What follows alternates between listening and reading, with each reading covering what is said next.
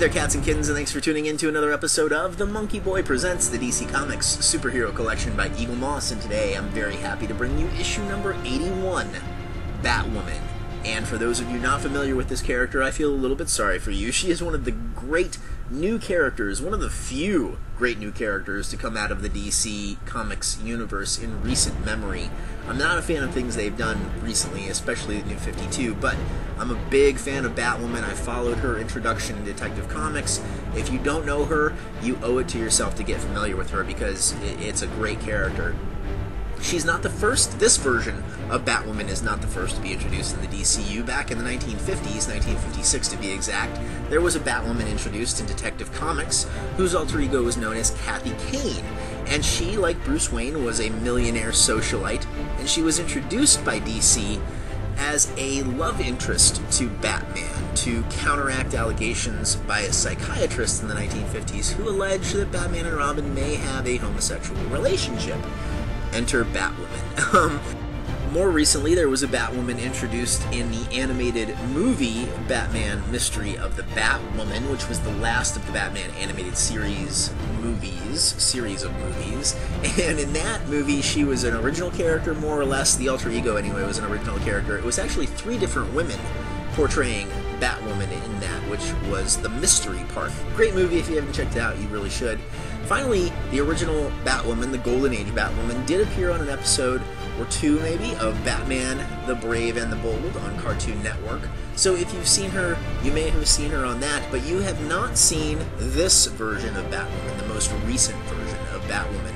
But that's why, of course, we have the magazine, which will tell us everything we need to know about the character, whose alter ego is Kate Kane, and she is awesome. She's really, really cool. You'll get to know her very well here in the magazine section. And then after that, we will, of course, take a look at the figure itself, covering the good, the bad, and the ugly. It is not necessarily a flawless figure, but it is very, very nice, and it's a great character. Please sit back, relax, and enjoy issue number 81 of the DC Comics Superhero Collection by Eaglemoss, Batwoman. First up, the character section.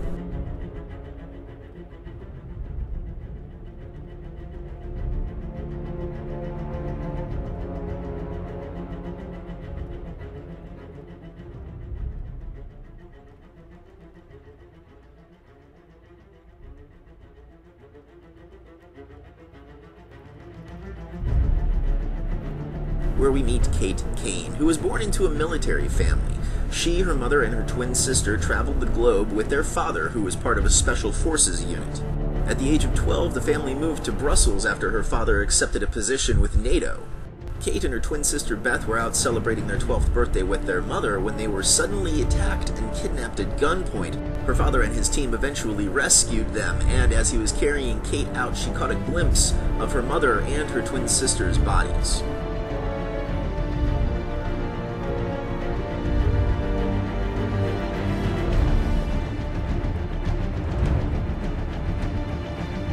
In an effort to put this traumatic event behind her, when she reached the age of 18, she enlisted in the United States Army, following in her father's footsteps, and attended West Point Academy.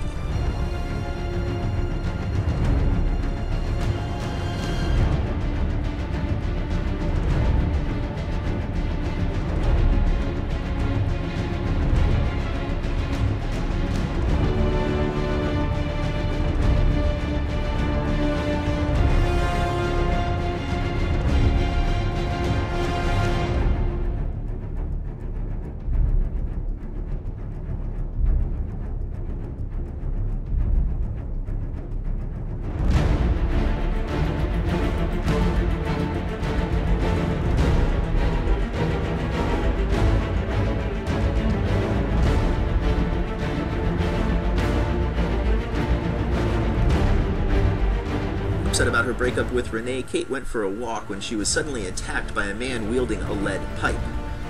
As she fought the mugger off, he suddenly turned and ran, which is when Kate realized she wasn't alone.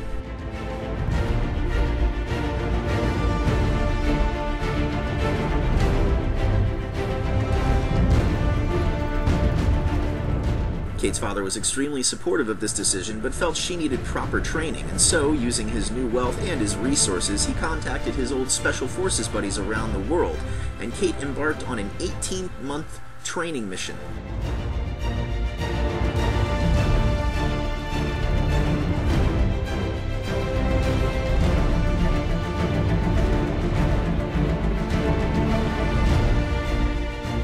He also constructed a suit for her to wear inspired by the Dark Knight.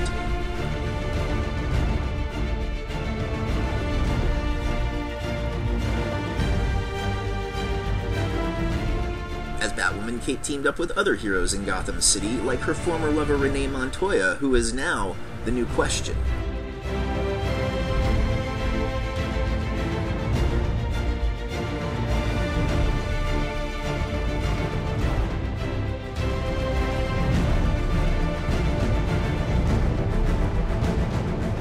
As Batwoman protected Gotham City, she soon uncovered a cult working in the shadows who worshipped the religion of crime.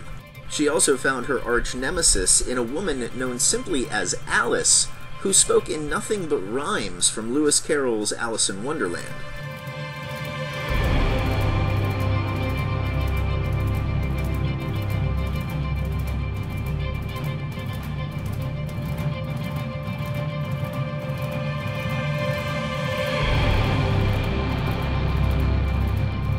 It also briefly mentions Kate's cousin Betty, who figured out that Batwoman and Kate were one and the same, and eventually became her sidekick known as Flamebird. Batwoman then went on to fight alongside Dick Grayson, who had taken up the mantle of Batman, after Bruce Wayne was apparently killed during an event known as Final Crisis.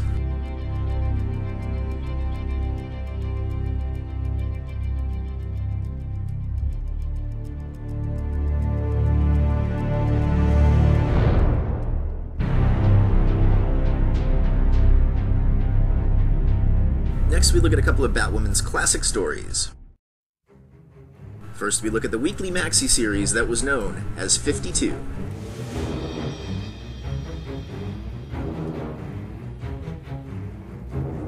And this year-long series looked at the DC Universe without Batman, Superman, and Wonder Woman, who were MIA for that entire year, and it focused on pretty much every other hero who were kind of picking up the slack, and that included Batwoman, who was reintroduced for the first time in decades.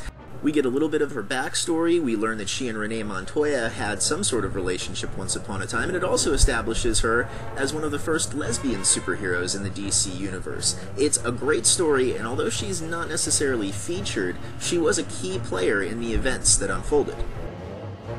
We also have Batwoman, Elegy.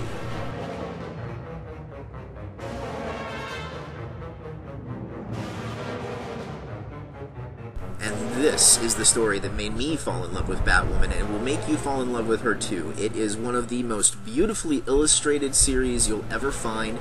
It's one of the most intricately woven storylines that you'll ever read, and it tells you everything you need to know about Batwoman, who she is, who is Kate Kane, what's her relationship with Renee Montoya, what's her backstory, what motivated her to become Batwoman and fight alongside the rest of the Bat family in Gotham City. I highly recommend it, and you owe it to yourself to check out this fantastic graphic novel. Batwoman's Friends and Foes features her cousin Betty, the villainous Alice, and her on-again, off-again girlfriend, Renee Montoya. Finally, the Iconography section looks at some of the other heroic female counterparts in the DCU. It briefly mentions the original Golden Age Batwoman, Kathy Kane, Aquaman's one-time sidekick, Aquagirl, a girl named Bonnie King, who was a national archery convention winner and an Olympic hopeful, who developed a crush on the hero Green Arrow and began to follow him as Miss Arrowette. It also goes back in time to the Wild West circa 1880, where we meet a saloon girl named Tallulah Black, who was disfigured by drunken outlaws. On a quest for vengeance, she sought out bounty hunter Jonah Hex, who taught her how to fight and how to shoot. From World War II, we meet Zinda Blake, a member of a paramilitary fighter squadron known as the Blackhawks, who is sent to the present day through a time portal and now fights crime with the Birds of Prey as Lady Blackhawk. Finally, Kate Spencer, a Gotham City prosecutor who is tired of watching criminals go free, and now uses alien technology to fight crime as Manhunter.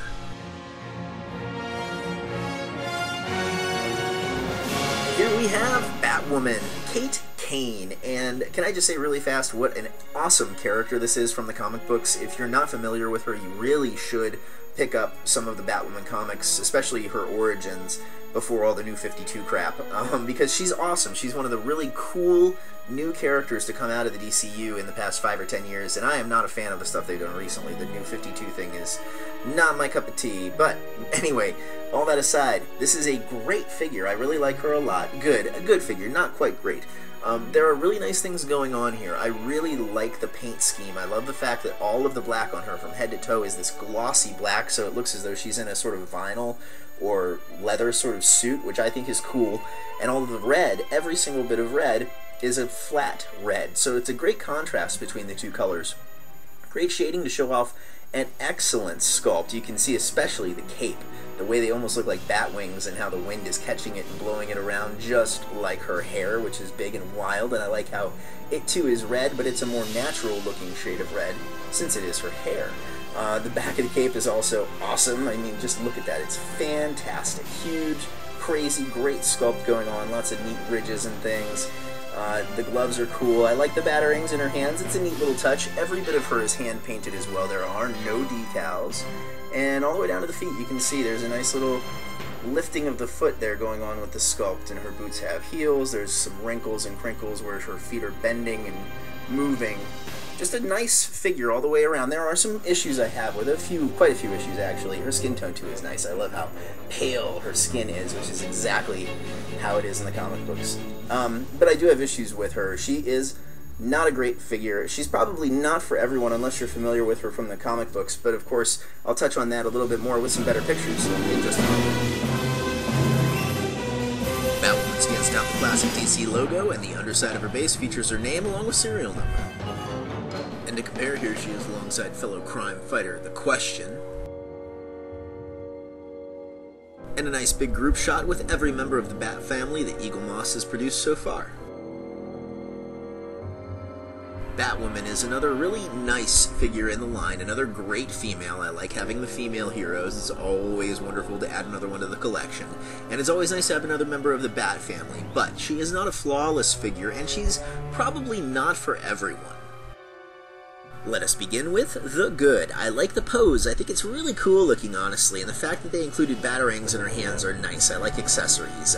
Totally hand-painted, no decals whatsoever. I like the colors of the paint. The shadowing and shading are really well done, and the sculpt on the character overall is very nice. You can see the boots, the sculpting down on the boots are very cool. There's lots of wrinkles and crinkles. I like how her leg is lifting up. She's bent at the knee a little bit. You can also see the colors, the paint colors are nice. I like the glossiness, as I said, of all the black. It looks like a latex or a Kevlar or a leather maybe, and the flat red, it's a great contrast between colors. Her utility belt is very nice. It looks similar to Batman's, yet different. You can even see they detailed the buckle. Both gloves, both hands, are really well done as well. You can see she has those bat wing ridges on the gloves like Batman's. The gloves also appear to be sort of padded like the boots, and batarangs in both hands are a nice touch, and they're again a nice metallic silver paint, which is cool. It helps break them up. They're not black, which I kind of appreciate, to be totally honest with you. The cape is also awesome. I like how big it is. It could have been a little bigger, but I do like the size. The sculpt, as you can see, is outstanding. They look like bat wings. Great shading and shadowing. It's not just a flat red. It's got some nice texture in there. And the back of the cape also is outstanding. As you can see, it's that glossy black yet again, like the rest of the black on the costume. And the sculpt, the mold, is really shown off very well here. No decals on the figure. As you can see, she has that nice red bat logo on the center of her chest. Her hair is really, really cool. It's a orangey kind of red. It looks natural. It looks just as it should. I like how it's big and wild. Great highlights and shadows, and I like how it's billowing in the wind, just like the cape. It fits with the rest of it, like she's got this breeze or this gust of wind catching everything and blowing it around. It's really cool. The head sculpt is also very nice. I like the cowl, how you can see the ears poking through the hair. The black, again, is very nice and glossy. The pupilless eyes are a great touch, and I like how pale her skin is. It's just like out of the comics. She's more or less like a goth chick, which I really dig, and those ruby red lips are a nice touch. Overall, she is a very good figure.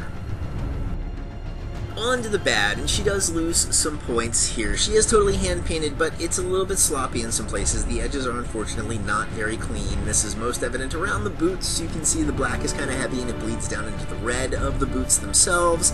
The utility belt also has some really nasty bleeding, especially on the left side. The black bleeds in. Both batarangs on her hands, especially the one in her right hand, have some really awful bleeding. That silver goes down into the fingers on the glove. And the bat symbol, as I said, it's all hand-painted, and I totally appreciate that, but the bat symbol is just sort of sloppy looking. It could have been much, much cleaner. The only other criticism of the figure I have is the head sculpt, the jaw sculpt specifically. It's not very well done. It could have been a little sharper. The mouth is just sort of painted on. She doesn't really have any cheekbones. It could have just been a bit more of a detailed head sculpt. But again, that's a minor criticism overall. Finally, the ugly. The weakest bits on this figure are going to be the batarangs that she holds in both hands. They are thin and flimsy. If she falls, they could potentially break, and if you have the ability to check before you purchase, I would recommend doing so to make sure they're not bent or gnarled. Overall, I really like this figure a lot. Is she great? No. Is she good? Yes, I think she is. She is just shy of being great, and that is partially to do with the fact that the character by design is sort of simple. Just like Saturn Girl or even Mr. Terrific before her, it's not her fault necessarily, it's just that the character doesn't have a whole lot going on. But what is here is very nice. Some sloppy paint to it, unfortunately, but I do appreciate the fact that she's totally hand-painted. It's cool having her next to her counterpart Batman, and it's always nice having another member of the Bat family, and personally, I really love this character. I think, as I said, she's one of the few great new characters to come out of the DCU in the past few years. If you know her and you like her, I think she's definitely worth picking up. If you're not familiar with the character, I can see you skipping over her and waiting on other figures that you know and love and really want to make a part of your collection. So is she for everyone? No, but she is really great for those who can appreciate her, like me. And I hope you guys have appreciated and enjoyed this review of Batwoman. Please stay tuned for the next issue in the series. Another hero, ladies and gentlemen. I swear we'll get back to villains eventually, but it's another hero. It's another member of the Justice Society of America. And he is not necessarily one of my favorite characters, but he's a really cool figure in the series. So please stay tuned for that quick teaser. As always, I am your host, the Monkey Boy, aka Jay to his friends. Thanks for watching.